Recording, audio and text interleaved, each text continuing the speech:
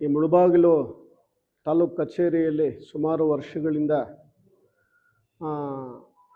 ಅವರ ಒಂದು ಸರ್ವೀಸೆಲ್ಲ ಈ ಒಂದು ತಾಲೂಕಲ್ಲೇ ಸೀಮಿತಗೊಳಿಸಿ ಇವಾಗ ಈ ಮುಜರಾಯಿ ಇಲಾಖೆಯಲ್ಲಿ ಆಡಳಿತ ಅಧಿಕಾರಿಯಾಗಿ ಇರ್ತಕ್ಕಂಥ ನಮ್ಮ ಮಿತ್ರರು ಆಗಿರ್ತಕ್ಕಂಥ ಸುಬ್ರಹ್ಮಣ್ಯಂ ಸರ್ ಅವರ ಇವತ್ತು ಒಂದು ವಯೋಸಹಜ ನಿವೃತ್ತಿ ಬೀಳ್ಕೊಡುಗೆ ಸಮಾರಂಭಕ್ಕೆ ವಿಶೇಷವಾಗಿ ನಮ್ಮ ಮುಳಬಾಗಿಲು ತಹಸೀಲ್ದಾರ್ ದಂಡಾಧಿಕಾರಿಗಳಾಗಿರ್ತಕ್ಕಂಥ ಗೀತಾ ಮೇಡಮ್ ಅವರಿಗೆ ಸ್ವಾಗತ ಬಯಸ್ತಾ ಧನ್ಯವಾದಗಳು ಬಯಸ್ತಾ ಇದ್ದೇವೆ.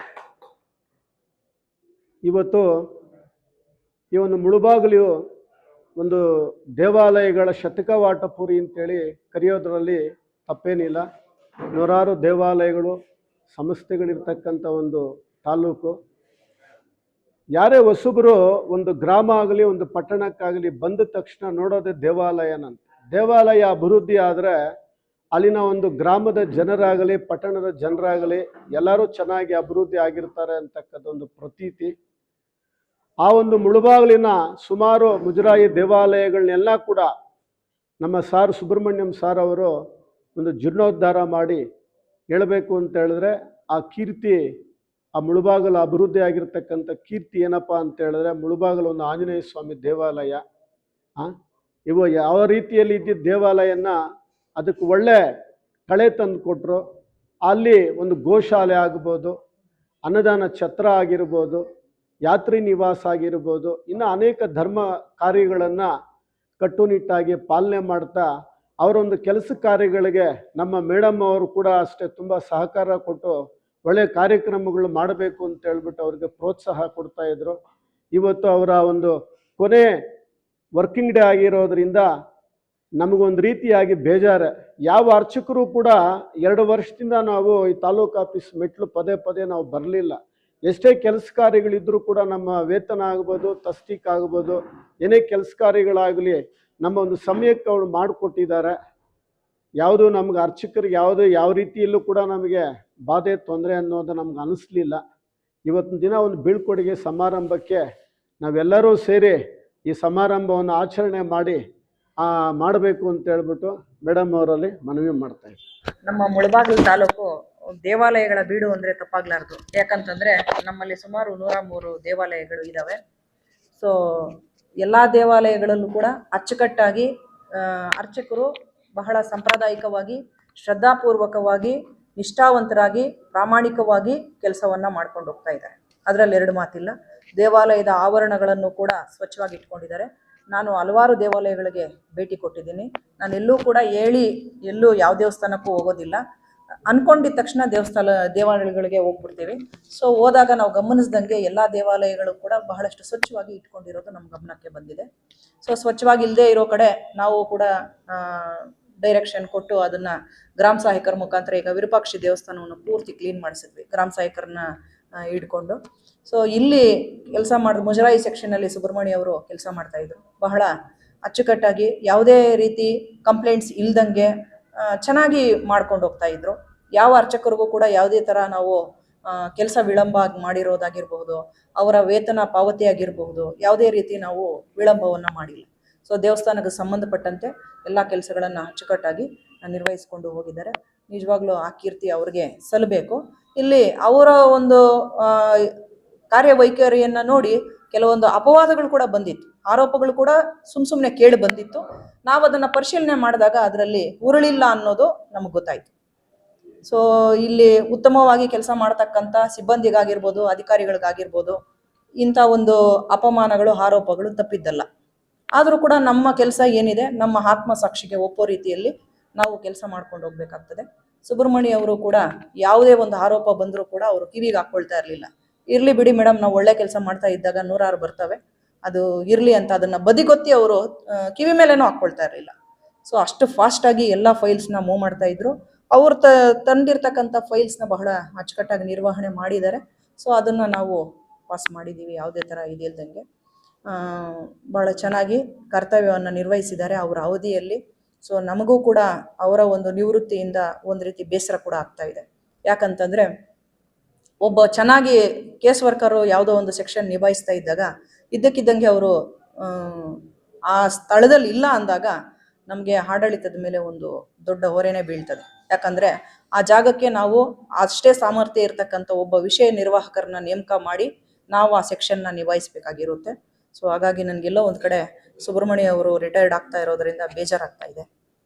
ತುಂಬ ಚೆನ್ನಾಗಿ ಕೆಲಸ ಮಾಡ್ಕೊಂಡು ಹೋಗ್ತಾ ಇದ್ರು. ಇನ್ನು ಮುಂದೆ ನಾವು ಯಾರನ್ನ ಹೊಸಬರನ್ನ ಆ ಪ್ಲೇಸಲ್ಲಿ ಕೂಡಿಸಿದ್ರು ಕೂಡ ಕೆಲವೊಂದು ಅವ್ರಿಗೆ ಮಾರ್ಗದರ್ಶನವನ್ನು ಮತ್ತು ಆ ಫೈಲ್ಸ್ನ ಯಾವ ಥರ ನಿರ್ವಹಣೆ ಮಾಡಬೇಕು ಏನು ಅಂತ ಅವರು ಅನುಭವಿಸ್ತಿದ್ದಾರೆ, ಸೀನಿಯರ್ ಇದ್ದಾರೆ.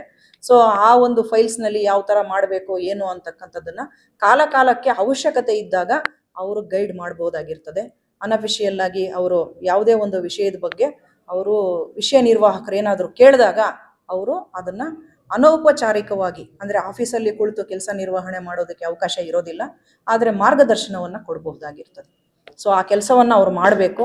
ನಾನು ಇವತ್ತು ನೀವು 31 ರಿಟೈರ್ಡ್ ಆದರೂ ಕೂಡ ನಾಳೆ ನಾಳಿದ್ದ ಸ್ವತಂತ್ರ ದಿನಾಚರಣೆದೆಲ್ಲ ಸ್ವಲ್ಪ ಫೈಲ್ಸ್ ಇರ್ತದೆ, ಅವೆಲ್ಲನೂ ಸ್ವಲ್ಪ ತಾವು ಮಾಡ್ಕೊಂಡು ಹೋಗ್ಬೇಕು. ತಕ್ಷಣಕ್ಕೆ ಯಾರು ಹೊಸಬರು ಬರ್ತಾರೋ ಅವರು ಗಲಿಬಿಲಿ ಆಗ್ತಾರೆ, ವಿಚಲಿತರಾಗ್ಬಿಡ್ತಾರೆ. ತಕ್ಷಣ ಬಂದಾಗ ಎಲ್ಲ ಸೆಕ್ಷನ್ ನಿಭಾಯಿಸೋದು ಕಷ್ಟ ಆಗ್ತದೆ. ಸೊ ಒಟ್ಟಾರೆ ನಾನು ಹೇಳೋದೇನಂತಂದರೆ ಉತ್ತಮವಾಗಿ ನಮ್ಮ ಸುಬ್ರಹ್ಮಣ್ಯ ಅವರು ಆ ಒಂದು ಸೆಕ್ಷನಲ್ಲಿ ಕೆಲಸ ಮಾಡ್ಕೊಂಡು ಹೋಗಿದ್ದಾರೆ. ಅವರಿಗೆ ನಾವು ಇವತ್ತು ಅವರು ನಿವೃತ್ತಿ ಆಗ್ತಾ ಇದ್ದಾರೆ. ಅವರ ಒಂದು ನಿವೃತ್ತಿ ಜೀವನ ಸುಗಮವಾಗಿರಲಿ, ಅವರಿಗೆ ದೇವರು ಆರೋಗ್ಯ, ಆಯುಷ್ಯ, ನೆಮ್ಮದಿಯನ್ನು ಕೊಡಲಿ ಅಂತ ನಾನು ಆ ದೇವರಲ್ಲಿ ಕೇಳ್ತಾ ನನ್ನ ಮಾತನ್ನು ಮುಗಿಸ್ತೀನಿ. ಇವತ್ತು ನಾವು ಏನಿಲ್ಲಿ ಕೆಲಸ ನಿರ್ವಹಿಸ್ತಿದ್ದೀನಿ ಅಂತ ಹೇಳಿದ್ರೆ ನನ್ನ ಕಾಲಾವಧಿ ನಾನು 40 ವರ್ಷದ 7 ತಿಂಗಳು ನಾನು ಸರ್ಕಾರದ ಕಾಲಾವಧಿಯನ್ನು ಮುಗಿಸಿದ್ದೀನಿ. 86ರಲ್ಲಿ ಸೇರಿ 2026ರಲ್ಲಿ ನಿವೃತ್ತಿ ಹೊಂದ್ತಾ ಇದ್ದೀನಿ. ಇದು ಸರ್ಕಾರಿ ವೃತ್ತಿಯಲ್ಲಿ ನಿವೃತ್ತಿ ಅನ್ನೋದು ಕಡ್ಡಾಯ. 60 ವರ್ಷ ಮುಗಿದ ತಕ್ಷಣ 5:05 ನಮಗೊಂದು ಲೆಟ್ರ್ ಕೊಡ್ತಾರೆ, ನೀವು ನಿಮ್ಮ ಸೇವಾವಧಿ ಮುಗಿದಿದೆ, ನೀವು ಹೋಗ್ಬೋದು ಅಂತ. ಅದೇ ರೀತಿ ನಾನು ಇವತ್ತು ನಿವೃತ್ತಿ ಆಗ್ತಾ ಇದ್ದೀನಿ. ನನ್ನ ಒಂದು ಕಾಲಾವಧಿಯಲ್ಲಿ ನನಗೆ ಒಂದು 2.5 ವರ್ಷ ಈ ಮುಜರಾಯಿ ಇಲಾಖೆಯನ್ನು ನಾನು ಒರಿಜಿನಲ್ಲು ರೆವಿನ್ಯೂ ಡಿಪಾರ್ಟ್ಮೆಂಟವನು, ಆದರೂ ಮುಜರಾಯಿ ಇಲಾಖೆಗೆ ನಾನು ವಹಿಸ್ಕೊಟ್ಟಾಗ ಮುಜರಾಯಿ ಇಲಾಖೆಯವರು ಸಾಧನೆ ಮಾಡಿದಂಥ ಕೆಲಸವನ್ನು ನಾವು ರೆವಿನ್ಯೂ ಇಲಾಖೆಯವರು ಸಾಧಿಸ್ಕೊಟ್ಟಿದ್ದೀವಿ. ಅವ್ರ ಕೈಲಿ ಆಗದೆ ಇರೋವಂಥ ದೇವಸ್ಥಾನ ಜಾಗಗಳು, ದೇವಸ್ಥಾನ ಆಸ್ತಿಗಳು, ದೇವಸ್ಥಾನಕ್ಕೆ ಬರುವಂಥ ಭಕ್ತಾದಿಗಳ ಮೂಲ ಸೌಕರ್ಯಗಳು, ಕುರುಡುಮಲೆ ಆಗಿರಲಿ, ಕೊಲ್ದೇವೆ ಆಗಲಿ, ಇಲ್ಲಿ ಇದಾಗಲಿ, ರಾಮಲಿಂಗೇಶ್ವರ ರಥಚಕ್ರಗಳಾಗಲಿ, ರಾಮಲಿಂಗೇಶ್ವರದ್ದು ಹೋದ್ಸಲ ಹಿಂದಿನ ವರ್ಷ ಚಕ್ರಗಳು ಇಲ್ಲದೆ ಇದ್ದೆ, ರಥ ಬಂದಿದ್ದೆ 8 ಗಂಟೆಗೆ ಆಯಿತು. ಅದಕ್ಕೆ MLA ಅವರು ನಾವೆಲ್ಲ ಮೇಡಮ್ ಅವರೆಲ್ಲ ನಾವು ಸೇರಿ ಹೊಸ ರಥ ಚಕ್ರಗಳು ಮಾಡಿದಾಗ ಮೊನ್ನೆ 5 ಗಂಟೆಗೆಲ್ಲ ಬಂದ್ಬಿಡ್ತು ರಥ. ಆ ಥರ ಏನೇ ನಮಗೆ ಜವಾಬ್ದಾರಿ ಕೊಟ್ಟಾಗ ಜವಾಬ್ದಾರಿ ನನ್ನದು. ನಾನು ಸರ್ಕಾರಿ ನೌಕರನಾಗ ಅಧ್ಯಕ್ಷನಾಗಿ ಕೂಡ 2003ರಿಂದ 2012ವರೆಗೂ 2 ಸಲ ನೌಕರ ಸಂಘದ ಅಧ್ಯಕ್ಷನಾಗಿದ್ದಾಗಲೂ ಸಹ ಇವತ್ತು ಸರ್ಕಾರಿ ನೌಕರು ಕೂತ್ಕೋಬೇಕಾದ್ರೆ ಆ ನಿವೇಶನ ಮಾಡಿದವನು ನಾನು, ಕಟ್ಟಡ ಕಟ್ಕೊಟ್ಟವನು ನಾನು. ಆ ಕಾಲದಲ್ಲೂ ಕೂಡ ನನಗೇನೇ ಜವಾಬ್ದಾರಿ ಕೊಟ್ಟಾಗ ಅದನ್ನು ಅಚ್ಚುಕಟ್ಟಾಗಿ ನಿರ್ವಹಿಸಿದ್ದೀನಿ. ನನಗಂತೂ ತೃಪ್ತಿ ಇದೆ. ಸರ್ಕಾರಿ ಕೆಲಸ ಅಂದರೆ ಏನೋ ಬೇಜಾರಪ್ಪ ಅಂತ ನಮ್ಮೆಲ್ಲ ಇವತ್ತು ಮುಳಬಾಗಿಲು ತಾಲೂಕಲ್ಲಿ ನಾನು ಎಲ್ಲಿ ಕಾಣಿಸಿದ್ರೆ ನನಗೆ ಗುರುತಿಸ್ತಾರೆ ಜನ. ಸುಮಾರು ಅಂದರೆ ನಮ್ಮ ಮೇಡಮ್ಮ ನಾವೆಲ್ಲ ಬಂದಾಗ ರೈತ ವರ್ಗದವ್ರಿಗೆ ನಾವು ಸುಮಾರು ಕೋಳಿ ಫಾರಮ್ಗಾಗಲಿ, ಇನ್ನೊಂದು ಲೈಸೆನ್ಸ್ ಆಗಲಿ, ಯಾರು ನಮ್ಮ ಹತ್ರ ಬಂದರೆ ಅವ್ರು ಕರೆದು ಅವ್ರು ಕೆಲಸ ಮಾಡಿಕೊಟ್ಟು ಕಳಿಸಿದ್ದೀವಿ.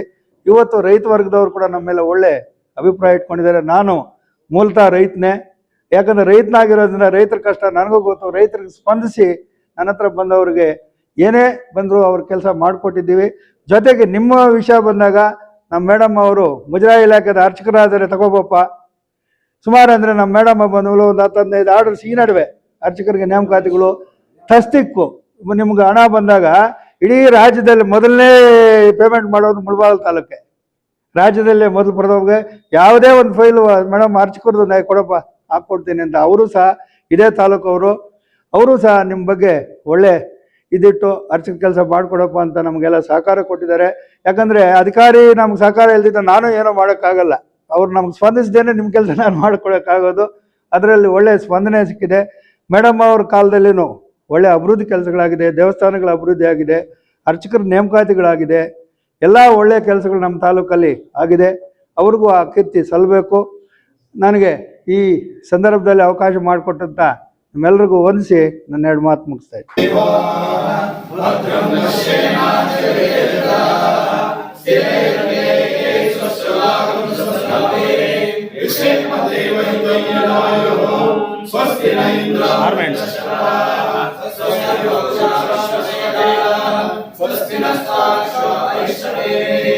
ಸ್ವಸ್ತಿ ನ ಬೃಹಸ್ಪತಿ ददातु ओम शांति शांति शांति